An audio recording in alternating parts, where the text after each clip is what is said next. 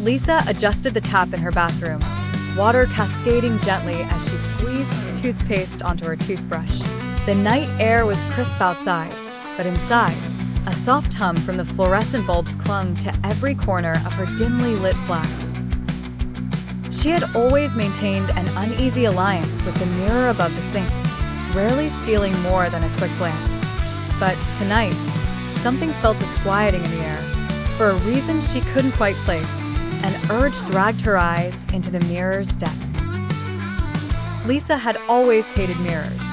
Something about the way reflections threw her image back at her seemed unnerving, as if the glass tried to hold a piece of her each time. But she obliged the urge, meeting her own eyes in the silvery surface. A moment later, she glanced down briefly, reaching for a towel. When her gaze brushed back up casually, she froze.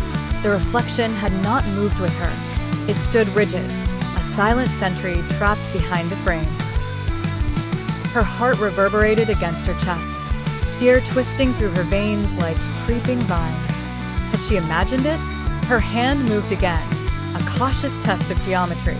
The reflection waved politely back at her, but missed a beat, the motion trailing slightly behind. Unease slithered into panic, wrapping tendrils around her mind. Lisa stepped backwards slowly, every muscle tensed, her eyes refusing to relinquish the image in the mirror. As terror expanded within her like a balloon stretched thin, she spun on her heel, ready to bolt from the room. But the reflection stayed, rooted to its spot. It bore an expression Lisa had never dared make.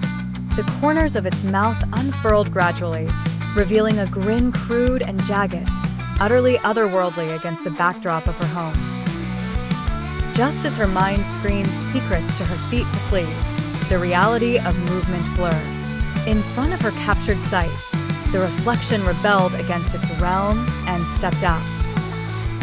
The screen faded swiftly to black, as if unwilling to capture the aftermath, leaving only a whisper trailing into the silence. "Welcome to the other side."